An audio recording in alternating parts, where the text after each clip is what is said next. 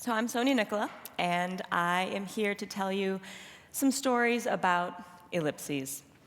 Now, since I work in English literature, it shouldn't surprise anyone, we have to take the first story from Shakespeare.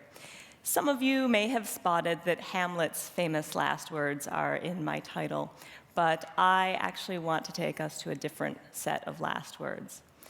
I want to go to that last scene in Othello.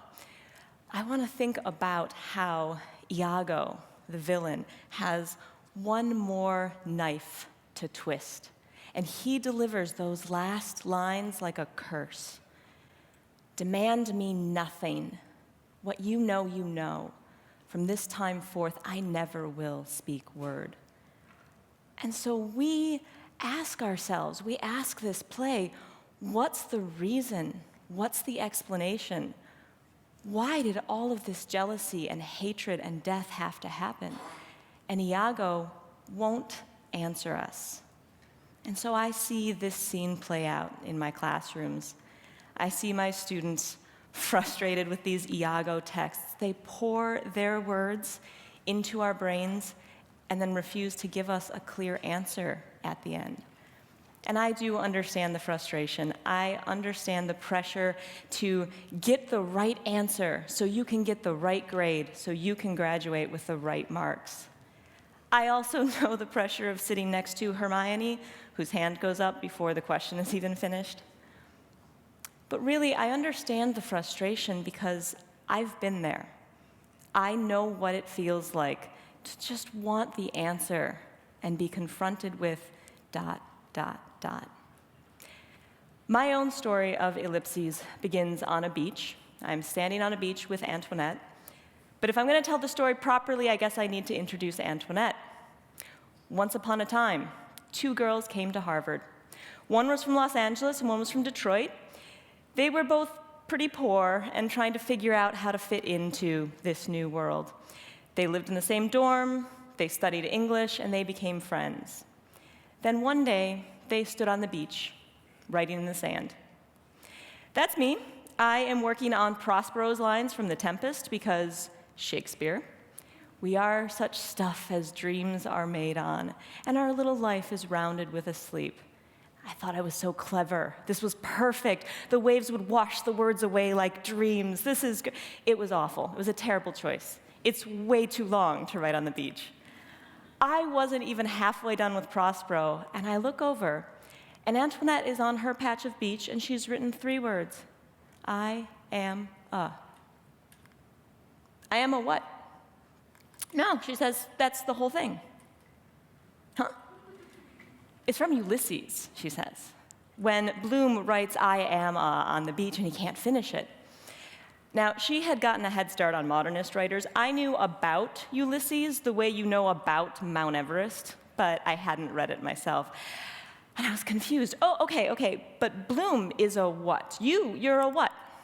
No, she said, it's unfinished. That's the point. She was so confident in the unsolved. I was frustrated. I wanted the answer. I wanted to get it right. I wanted the solution to the puzzle. But Antoinette saw that the unfinishedness was the important thing. That was the thing worthy of remembering and replicating. And there on the sand, I learned from her the most significant thing I learned at Harvard. Right there on the sand, I began my battle for, not against, the unanswered, the ellipses. Now, the first thing that I did in this battle was read Ulysses. This is the page when Bloom writes on the beach, and it's complete with my college notes. And when I look at it now, here's what strikes me about what Antoinette did. In Joyce's text, Bloom's phrase is emphatic and solid. I am a. It's all capitals and periods, but it's broken, it's sporadic. It's interrupted by Bloom's neurotic inner monologue. Antoinette's translation was unified, was flowing, was elliptical. I am a. She took a phrase that was full of angst and effort, and she turned it into something that was an affirmation, a declaration of, identity. If I can interpret her interpretation, unfinishedness in Joyce's text is something difficult, painful, shameful, signifying maybe impotence, the failure of middle-aged masculinity. I am not the first to suggest that Bloom's inability to finish writing is a sign of his inability to finish other things. But Antoinette was celebrating identity as unfinished, as complex, changing, rewritable. Not finishing the phrase I am a, that's not failure, that's necessity. None of us can be or should be encapsulated in a single term. We are many things. We contain multitudes. And tomorrow, even later today, we will be something else again. No matter how much we write and rewrite ourselves, there will always be new sand. That's what I love so much about studying English literature now, today. We are the ones who get to do the writing and the rewriting. Every one of us has our own beach to write on. Whether we are women or poor or black or queer, whether we were born here or there, each one of us gets to decide what Ulysses means. Every one of us gets to interpret the words of a famous dead white dude, and we speak our meanings. Up until shockingly recently, a place like Harvard, any university, would have ignored or rejected the voices of people who looked like us, talked like us, thought like us. But the tide comes in, and the words change, and the world changes. So why I don't see English as just a discipline, just a thing to study at university. I see it as a way of thinking about and talking about the world. It's a way of recognizing that identity and meaning are fluid. In literature, we don't just suggest that the story is always open to interpretation. We insist on it. And so our students can see us as Iagos, frustratingly silent when all they want is the answer. But here's the thing about Iago. He doesn't just deny us his answer. He reaffirms our knowledge. What you know, you know. What's truly essential about studying literature is that recognition that you get to find the ellipses and you fill them in with your meanings, built from your experience and knowledge and belief. Make that text reflect you. Because literature is a mirror to life. You'll hear that a lot. What you might not hear is that it's often a funhouse mirror. It's that mirror in the dressing room that's at just the right angle. It's pleasurable, but it's a distortion.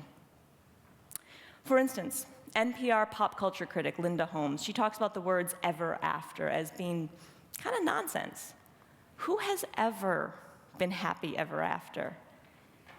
They rode off together, and they rode off together are very different ways to close your book. My next story of Ellipses is an example of this second kind of closing. They rode off together.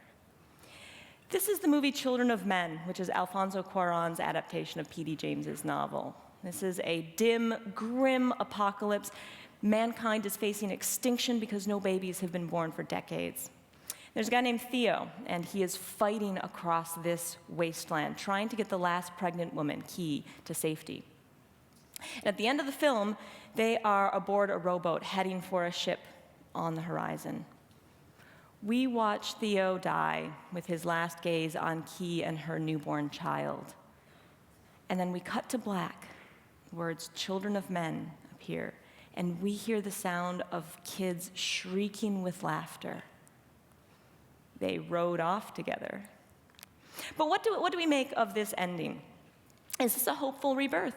Has Theo, whose name means God, has he delivered a miraculous savior through a sacred young woman? Is she the key? Or is the cut to black a cut to ultimate darkness? After all, what can one baby do in a dying world? If nothing else, Theo, God, has left the building. And what is on that ship? Is it salvation? Is it imprisonment? Is it exploitation? We are adrift on a sea of possible meanings, just like he and her child. So how do we decide what this movie means? Well, how do you feel today? What do you understand or believe or know about the world? The power of this text is that it gives the power to you. It gives you its images and emotions and ideas, and you decide what to do with them. What this movie means and how the world will go is up to you. This is a huge responsibility that literature asks of its readers. All the burden of interpretation and understanding is on your shoulders, and there is no answer key to flip to. Literature is not a puzzle with a single solution. And that's because you can't solve life by filling in the correct bubble. The answers to the problems that life gives us, they can't be addressed in a press conference or in a soundbite. And right now, more than ever, we need stories that do not let us brush uncertainty away. We need stories that will confront us with our lack of knowledge and teach us not to fear the complex or the unknown. Because if we're afraid, we will have that fear used against us. That's why I'm happy to play Iago. I will twirl my mustache, and I will refuse to reassure my students with that single, simple answer. As it turns out, Iago offers us the harder and the more heroic path. Because the villain in life is the one who says, I have the answer. The villain says, I can solve your problem. He says, just buy this thing. He says, it's all their fault. Literature, with all of its frustration and ellipses, is what gives us the tools to stand up to the villains, to say, wait, and think, and listen. A lot of stories do close with finality, period, the end. And those stories can be satisfying and powerful, but nothing in life resolves that neatly. None of us gets to live in a fairy tale. And anyone who suggests otherwise is selling you something. Okay, that is the eat your vegetables, life is tough, pull your socks up, get on with it side of things. But I also want to argue for the beauty of the ellipses. I have one more story for you, and it's the story of a gravestone. The poet John Keats did not get happy ever after. He was only 25 when he died from tuberculosis, but he did leave the world some of its most famous poems. Think nightingales, Grecian urns. As the story goes, what Keats wanted on his tombstone was the phrase, "Here lies one whose name was writ in water." Isn't that just like a poet? Of all the artists, they understand the importance of silence, of rests and breaths between beats, of that lovely, irreconcilable space between this image and that. What does it mean to be writ in water? Does it mean that Keats's name is invisible, inconsequential? Does it mean that his time on earth is as fleeting as the tide? Or did Keats do something remarkable, something magical? Did he inscribe his thoughts and his words on the face of nature itself? Can we somehow see him in every rippling stream, every raindrop, every wave?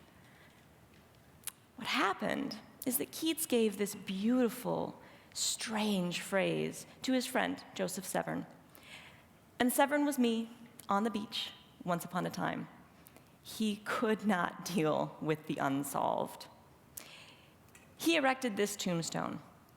This grave contains all that is mortal of a young English poet who, on his deathbed, in the bitterness of his heart, at the malicious power of his enemies, desired these words to be engraven on his tombstone.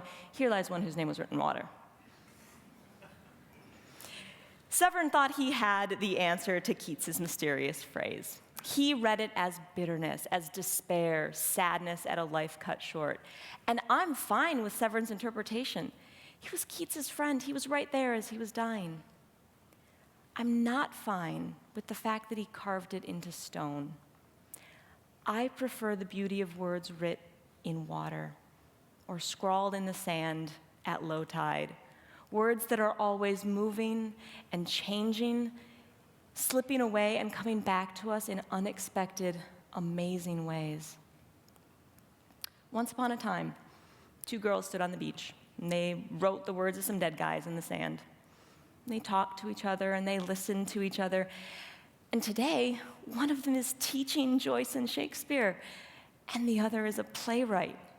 And it's our job to hand out words to be deciphered, debated, discussed, washed away, and rewritten. There are so many words. Life is full of words. But it's also full of punctuation. Leaping exclamation points, interrupting dashes.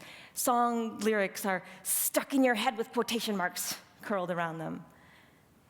But more than anything, life is full of ellipses.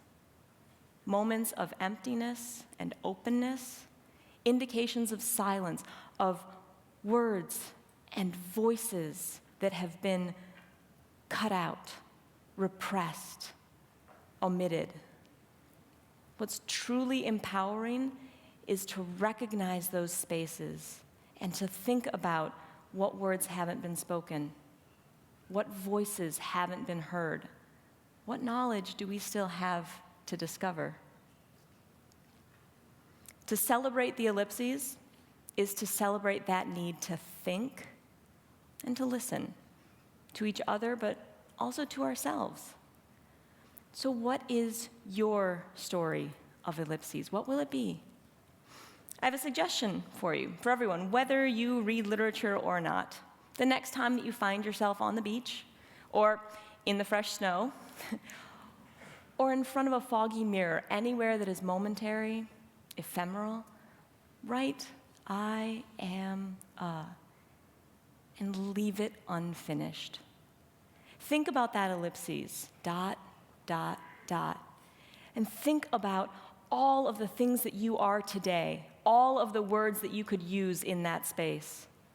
Then imagine all of the things you will be someday, all of the other words you might one day use. I am a.